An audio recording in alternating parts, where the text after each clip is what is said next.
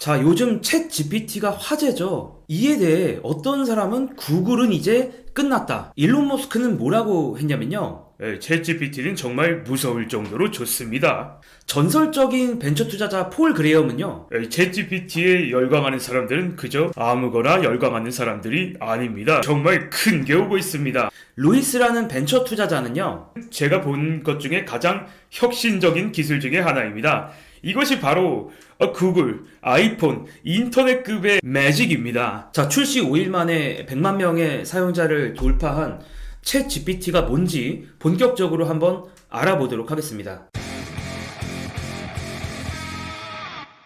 챗 GPT는 인공지능 언어 모델에 챗봇을 붙인 거거든요. 다시 말하면 말할 수 있는 인공지능이다. 이렇게 생각을 하셔도 될 것 같습니다. 우리 입장에서 생각나는 거는 심심이라든가 이루다, 뭐 예전 회사랑 이름이 똑같던 챗봇 이루다도 있는데요. 기본적으로는 똑같아요. 그래서 이 웹사이트에 접속을 하시면 바로 챗GPT를 이용을 할 수가 있는데, 여기서 텍스트 형식으로 챗GPT와 대화를 나눌 수가 있습니다. 저는 그래서 일단 자기소개를 해보라고 챗GPT에게 이야기를 해보았고요. 이렇게 채팅으로 대화를 할 수 있는 챗봇이다. 뭐 좋아요. 근데 왜 이렇게 열광할까요? 사람들이 열광하는 이유는 마치 사람과 대화하는 느낌이 정말 나기 때문입니다. 제가 솔직히 받는 느낌을 말씀드리면, 예전에 네이버 지식인들 써본 분들은 알 거예요. 네이버 지식인에 내가 궁금한 게 있으면 글을 올리잖아요. 그리고 이제 그거에 대해서 사람들이 댓글을 달아주는데 마치 실시간으로 답변이 달리는 네이버 지식인과 같은 그런 느낌을 저는 챗 GPT를 사용하면서 받았습니다. 예를 들면 왜 하늘이 파란가 이렇게 물어봤거든요, 챗 GPT한테. 그러니까 챗 GPT가 뭐라고 대답을 했냐면, 하늘이 파란가는 광학적인 이유가 있기 때문입니다. 공기 중에 미세한 입자들이 광선을 산란시키는데 블라블라블라, 이렇게 대답을 하더라고요. 그 외에도 국민 질문이라고 할 수 있죠. Do you know BTS? BTS에 대해서 아냐 이렇게 물어봤더니 챗GPT의 대답이 Yes, I am familiar with BTS. BTS is a South Korean boy band that was formed in Seoul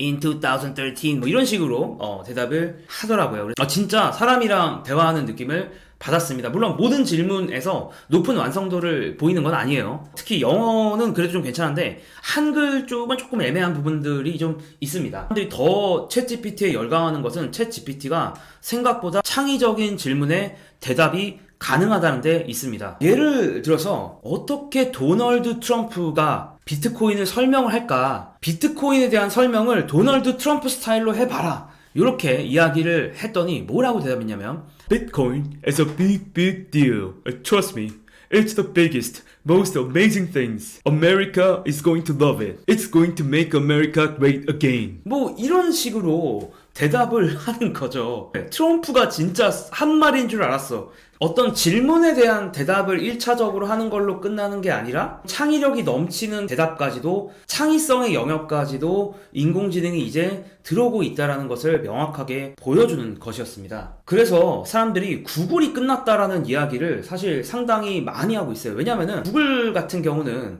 검색하는 사람들이 어느 정도 검색 엔진의 특성을 알고 어떤 키워드들 위주로 입력을 하면서 검색을 하고 있거든요. 무슨 말이냐면, 내가 싱가포르에 여행을 갈 건데 좀 갈만한 데가 있을까? 라고 생각할 때 검색 엔진에서는 뭐 싱가포르 관광지 이런 식으로 검색을 하거든요. 혹은 일론 머스크가 최근에 트위터에 무슨 이슈가 있었던 것 같은데 라고 하면 그냥 일론 머스크 트위터 이런 식으로 검색을 한단 말이에요. 사실 사람의 의문은 서술형으로 이루어지지 않습니까? 우리 뇌 속에서 드러나는 생각을 그대로 이야기하면요. 챗 GPT는 그런 우리의 생각과 정말 일치하는 서술형 검색이 가능해요. 예를 들면 싱가포르에 갈만한 관광지가 어디가 있지? 이렇게 물어볼 수도 있고요. 아니, 일론 머스크가 최근에 뭐 트위터에 대해서 이야기하던데, 일론 머스크가 최근에 인수한 트위터와 관련된 어떤 일이 있어? 뭐 이렇게 물어볼 수가 있는 거죠. 그리고 제가 아까도 말씀드렸지만 트럼프가 설명하는 비트코인 이런 거는 구글에서 답을 얻을 수가 없는 질문이거든요. 그런 창의적인 질문에 대해서도 답을 낼 수 있다라는 겁니다. 자, 그리고 정말 똑똑하다라는 생각이 들었는데, 어느 정도 똑똑하냐면 미국의 변호사 시험을 챗 GPT에게 풀게 했더니, 물론 모의고사지만 통과를 했습니다. 이제 변호사 할 수 있어. 변호사를 할 수가 있고요. 요 유튜브 채널에서 챗 GPT에게 영어 수능 시험을 풀어보겠어요. 자, 몇 점 정도가 나왔냐면은 정답률이 무려 71%가 나왔고, 이게 이제 등급으로 하면 한 3에서 4등급 정도 된다라고 하더라고요. 우리나라 수험생 중에 상위 50%의 성과를 얻었다는 겁니다, 인공지능이. 우리 영상 보시는 분들 중에 절반보다는 잘한다는 거예요, 영어를. 그리고 토익 점수도 시험을 봤는데 780에서 800점 정도가 나왔다라고 합니다. 야, 이거 어떡하냐, 이거.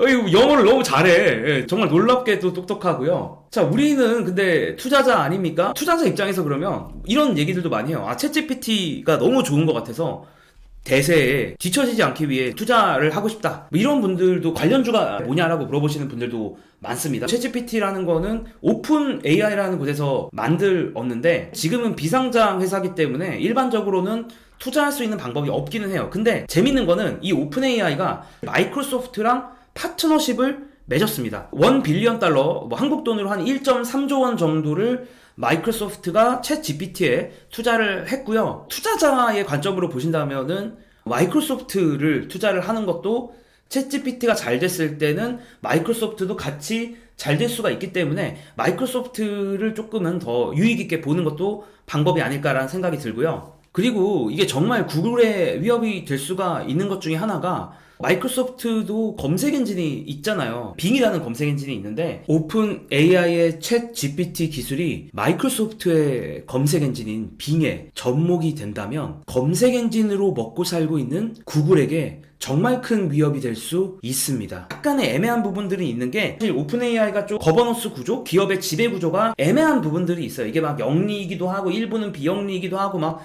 그런 게 나눠져서 좀 복잡한데 마이크로소프트가 오픈 AI에 투자를 한 1 빌리언 달러의 투자 수익은 100배로 제한이 된다라고 알려져 있습니다. 그렇기 때문에 오픈 AI가 정말 잘 된다고 해서 마이크로소프트가 기업 가치가 엄청나게 늘어나지는 않을 수도 있다는 것도 우리가 기억을 할 필요가 있어요. 마이크로소프트의 시가총액이 약 1.88 트릴리언 달러인데 여기서 0.1 트릴리언 달러 합쳐봤자 뭐 크게 대세가 바뀌는 것 같지 않잖아요. 그 다음에 또 한 가지 오픈 AI와 일론 머스크에도 관계가 좀 재밌는 부분들이 있는데 일론 머스크는 사실 오픈 AI의 창업 멤버긴 하거든요. 근데 테슬라도 AI를 하다 보니까 이해관계 충돌의 이슈가 있고 또 일론 머스크가 완전히 지배주주도 아니었기 때문에 자연스럽게 오픈 AI에서 일론 머스크는 떠났습니다. 그 이후에 좀 뭐랄까 오픈 AI를 살짝 견제하는 모습들을 계속 보이고 있어요. 뭐 예를 들면은 일론 머스크가 오픈 AI가 마이크로소프트와의 파트너십을 발표했을 때 이것에 대해서 비판을 했습니다. 어느 정도 이해는 가는 부분이 있는 게 원래 오픈 AI라는 회사가 생길 때 구글 같은 회사들이 인공지능을 독점하는 거를 반대해서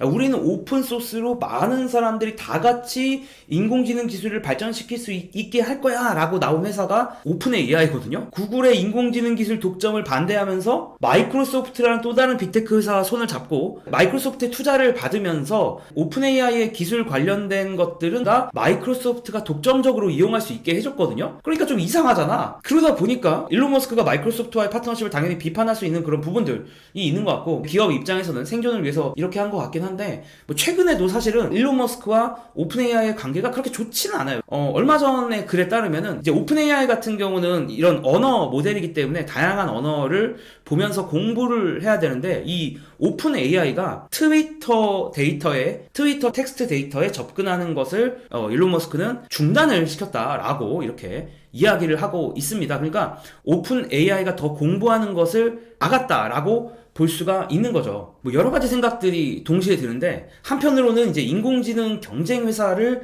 견제하나 이런 생각이 한편으로 들고요.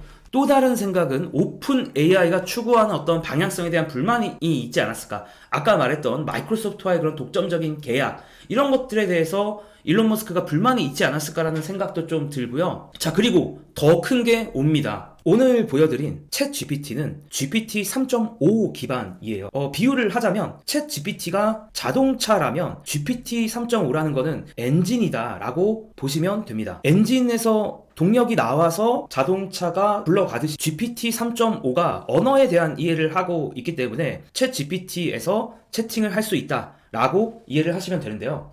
그런데 이 엔진이 더 업그레이드 된다고 합니다. 3.5에 있었던 파라미터의 개수가 1750억 개인데요. 2023년 출시 예정인 GPT-4가 나오면 이 파라미터의 개수가 무려 100조 개가 된다고 합니다. 요즘 유행하는 인공지능의 원리가 바로 엄청나게 똑똑한 뇌를 한 방에 만들어낼 수는 없으니까 아주 단순한 연산만 가능한 뇌를 만들고요. 이건 가능하니까 이거를 미친 듯이 많이 연결해 버리는 방식이거든요. 그런데 이거를 많이 연결해 보니까 돌고래급의 지능까지는 가능한 거예요. GPT 3.5에서는 금붕어의 뇌를 1750억 개를 연결을 한 건데 다음 나오는 GPT-4에서는 금붕어의 뇌를 100조 개 연결시킬 거다라는 겁니다. 무려 571배의 성능 향상이 있다는 거죠. 지금도 이 성과가 놀라운데 얼마나 더 성과가 좋아질까라는 생각이 드는 거죠. 앞으로 10년 인류가 정말 이렇게 나눠지는 거 아닌가? 저는 정말 이런 생각이 들었는데, 자, 2000년대 같은 경우는 컴퓨터를 사용할 줄 아는 사람과 사용하지 못하는 사람으로 인류가 나눠졌다라고 이야기한다면 2020년대는 인공지능을 사용할 줄 아는 사람과 사용하지 못하는 사람으로 나눠지지 않을까라고 감히 생각해 봅니다. 저도 정말 조금 써보면서 느끼는 게 이 인공지능을 마치 저의 개인 비서처럼 부려먹을 수 있고 이 비서가 너무 똑똑하다. 이 친구를 잘 이용하면 정말 엄청난 생산성의 향상이 올 수도 있겠다 하는 것이었습니다. 그럼 전 또 돌아오도록 하겠습니다. 감사합니다.